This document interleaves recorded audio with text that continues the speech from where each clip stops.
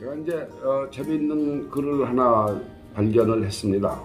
외할머니 이야기입니다. 대행부모, 부모를 대신해서 엄마 역할을 하는 게 이제 외할머니다. 친할머니가 아닌 외할머니 이야기입니다. 친할머니가 아닌 외할머니 이야기.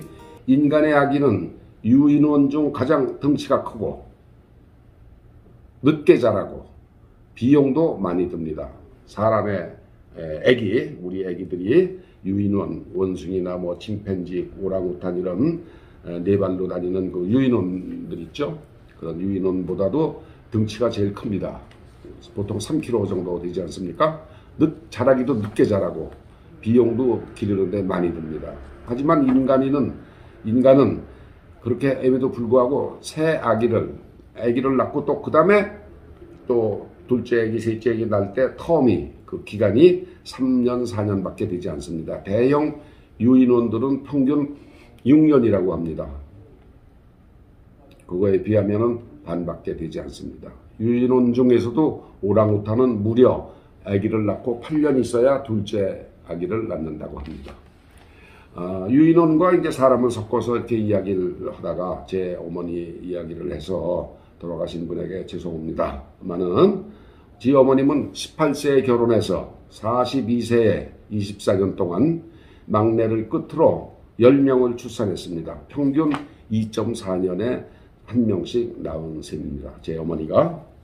인간이 유인원과 달리 이렇듯 짧은 기간에 또 새끼를 가질 수 있는 것은 낮 시간의 60%를 할머니, 이모, 아버지, 손의 누이 같은 대행 어머니에게 맡길 수 있기 때문입니다. 낮 시간의 60%를 그 사람들이 봐주는 거죠. 제가 여기서 말하는 그 새끼는 나불나불 이재명이 말하는 그런 고약한 뜻의 새끼가 아니고 사랑스러운 어린 자식이란 뜻입니다. 침팬지 어미는 새끼가 생후 3개월 반이 되어서야 몸에서 떼어놓습니다. 아무도 못 만지게 합니다. 오랑우탄 어미는 새끼가 5달이 될 때까지는 다른 오랑우탄이 앉지도 못하게 하고 가까이 오지도 못하게 합니다. 그러나 인간은 다릅니다.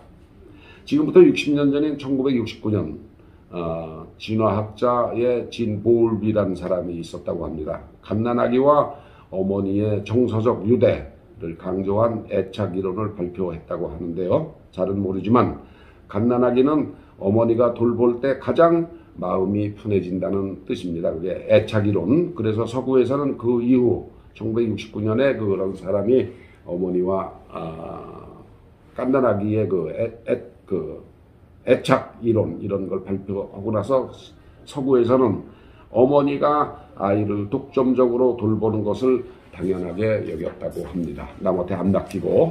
그러다 보니까 우유보다는 모유가 훨씬 좋다는 말도 나왔지 않았나 저는 생각합니다. 저는 어느 분이 사람은 사람의 젖을 먹고 커야지 왜 쇠젖을 먹여 키우느냐, 이건 잘못된 거다 하는 말을 들었습니다. 제가 전에 누가 그런 얘기를 했더군요. 엄마 젖이냐 우유냐 이걸 떠나서 자궁에서처럼 엄마 품 안에 안겨서 자랄 수 있다면 그것보다 더 아기에게 행복한 것은 없겠죠. 자, 이제 책을 한번 다시 책을 읽어보겠습니다. 어머니 그리고 다른 사람들, Mothers and Others. 이 책 제목이 Mothers and Others. 어머니와 다른 사람들이라는 책입니다. 그 이제 허디라는 그 작가가, 여성 작가가 썼는데, 세라 허디. 붙어서 돌보는 어미 노릇은 안전한 대안이 없을 때 하는 마지막 수단이다. 여럿이 돌보는 제도나 습관은 진화의 측면에서 전혀 이상한 것이 아니다. 이렇게 얘기를 했습니다. 무슨 얘기냐 하면은 엄마가 아기를 붙들고 하루 24시간 돌보는 거는 주위에 돌봐줄 사람이 없을 때 하는 마지막 수단이고, 사실은 아기 하나를 낳았을 때 엄마가 밤중에 옆에 데리고 자고 낮 시간은 여러 사람들이 돌봐주는 게 참 좋은 거다. 그게 진화다. 이상한 게 아니다. 이런 얘기를 했다고 합니다. 아프리카의 어느 부족은 한 아이를 키우려면 온 마을이 필요하다. 그런 속담이 있다고 합니다. 아이를 하나 낳으면 온 마을이 달려들어서 아이를 키워주는 거죠. 갓난아기가 우선 살아있어야 뭐 진화가 뭐고 할 거 아닙니까? 즉 생존이 가장 중요하죠.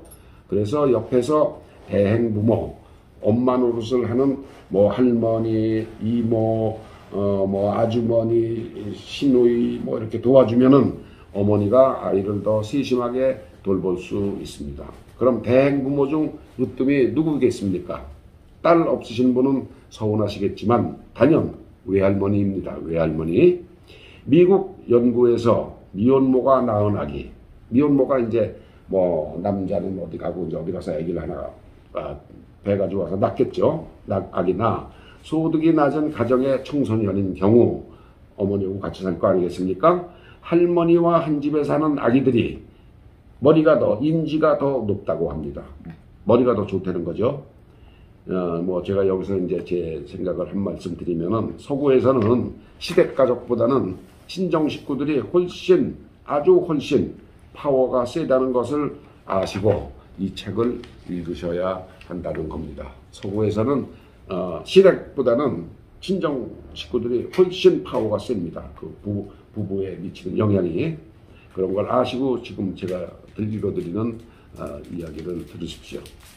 아프리카의 수렵족이 있습니다. 하드자라는 족인데 이 수렵족이라고 얘기는 합니다만 아주 천하게 구박받는 족속이 하드자족입니다. 아프리카 중앙 아프리카 가운데에서 그 하드자족 중에서도 가장 많은 식량을 채집해오는 사람, 밖에 나가서 식량을 물어오는 사람은 뼈와 가죽만 남은 노파들이라고 합니다. 노파들. 그러니까 음식을 제공하는 할머니나 이모 할머니가 있으면은 아이들은 더 먹고 더 빠르게 자랐습니다. 보릿고개 때 할머니가 있으면 아이들이 굶어 죽는 비율이 떨어진다고 합니다. 장수하는 할머니는 인류의 에이스 카드라고 저자는 말합니다. 에이스 카드. 장수와 할머니가 오래 살아있는 게 인류의 에이스 카드다. 아주 귀한 존재라는 뜻이죠. 포카 칠 때 왜 이렇게 에이스 카드 있지 않습니까? 에이스가 들어간 제일 귀한 카드죠. 진화론을 얘기한 다윈이 유능한 남자는 가족을 잘 부양하는 사람이다 그랬습니다. 여성은 유능한 남자, 가족을 잘 부양할 능력을 가진 사람 중에서 배우자를 하나 골라서 자식을 낳는 계약을 맺는 것이 진화의 원리라고 다윈이 얘기를 했습니다. 남자는 가족을 잘 부양하는 사람이고 여성은 그 중에서 제일 난 놈을 하나 골라서 자식을 낳는 게 인류가 이제 이렇게 발전하는 원리라고 다윈이 그랬습니다. 속을 들여다보면 유능한 남성과 섹스 계약을 맺는 것이 진화의 본질이다. 뭐 그런 겁니다, 사실. 속을 잘 들여다보면은 아주 남자들이 뭐 17명, 몇십 명이 있는데 그 중에서 제일 유능한 사람을 골라 잡아서 섹스 계약을 맺어서 아기를 낳는다. 가족을 꾸린다. 그게 인류가 발전하는 원동력이라는 거죠. 다윈이 그랬습니다. 이제 근데 이 저자는 다윈하고 의견을 달리하고 있습니다. 꼭 그렇지는 않다. 여성은 능력이 떨어지는 남성과도 곧잘 짝을 짓는다. 그렇지 않습니까? 뭐 20명 있는데 순서대로 1등이도 능력 가진 놈, 2등, 3등 가진 놈 쟤 뽑아가면은 맨 꼴찌 20번째 남는 놈은 장가도 못 가게요? 그렇진 않죠. 능력이 떨어지는 남성과도 여성들은 짝을 짓는다. 근데 그건 인류 초창기부터 대행부모 시스템이 있었기 때문이라고 합니다. 능력이요. 밥을 제대로 벌어오지 먹이를 물어다 주지 못하는 남자가 있어도 매력 있는 구석이 있으면 여자가 그 사람하고 결혼해서 굳이 아기를 낳는다는 거죠. 그래도 주위에서 다 키워준다, 아기를. 제가 이제 생각을 해봤습니다. 주변을 둘러보면은 저자 말이 맞기는 맞는 것 같습니다. 좀 모자란 듯 보이는 남성, 예를 들면 저놈은 뭐 자식 낳아서 끼리 안 거르고 가족들이나 내가 살릴래나 이렇게 시원찮아 보이는 사람들도 다 장가를 가고 그러지 않습니까? 저자의 말이 맞는 것 같습니다. 아버지보다는 어머니 쪽 친척들 영향이 크다고 저자는 말합니다. 아버지보단 어머니 쪽 친척, 외가가 이제 영향이 크다는 거죠. 시어머니들 그리고 딸 없는 부모들이 들으면 서운해 하실 소리이기는 합니다만 돌봄 공유, 돌봄을 같이 해주는 그런 종에서 그런 같이 여러 친척들이 돌보는 그런 종, 인간이죠. 또 뭐 침팬지나 이런 데도 물론 하긴 하겠습니다만 그런 쪽에서 또 코끼리도 아기를 낳으면은 주위에 코끼리들이 둘러서 같이 키워주지 않습니까? 보호하고. 그렇게 돌봄을 공유하는 종에서 어린아이는 더 빨리 자라고 어미는 짧은 출산 간격을 두고 다시 번식한다. 아기를 또 낳을 수가, 누가 봐주니까 또 아기를 또 낳을 수가 있는 거죠.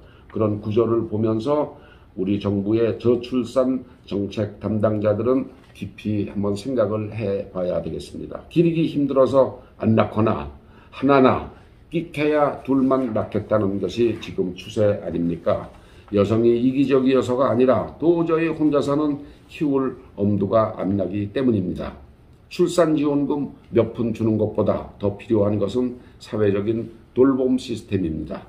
1700년대 유럽의 가난한 여성들이 아기를 가질지 말지를 판단하는 데는 소득보다는 돈이 많으냐 적으냐보다는 모계 친척으로부터의 지원 여부가 큰 영향을 끼쳤습니다. 친정에서 아기를 낳았을 때 누가 봐줄 수 있나 없나? 봐줄 수 있으면 하나 낳고 더 낳을 수 있는데 친정에 그런 거 없으면 아기를 안 낳는다는 거죠. 300년이 지난 지금도 사회로부터 돌봄 지원을 받기가 어렵다면 요새 여성들은 출산을 미루거나 아예 아이를 갖지 않기로 한다. 저자는 이렇게 얘기를 하고 있는데 사실 이게 맞습니다. 이제 이 책은 출판사 에이도스에서 번역작가 유지현 씨가 펴낸 책을 조선일보의 곽아람 기자가 아주 멋지게 깔끔하게 소개를 했습니다. 에이도스에서 펴낸 Mothers and Others, 어머니와 다른 사람들, 이 책입니다. 책을 한번 깔끔하게 읽은 기분이 납니다. 곽아람 기자도 아주 소개를 잘했습니다. 25,000원입니다. 이게 에이도스에서 번역한 출판한 책인데 어머니와 그리고 다른 사람들. 근데 뭐 이게 책이 두꺼우니까 지금 제가 읽어드린 요 아주 간추린 요점만 들으셔도 되는데 시간이 있으시면은 어머니와 다른 사람들 이라는 그 25,000원 주고 책을 한번 사서 특히 여성분들은 한번 읽어 보십시오. 추천합니다. 감사합니다.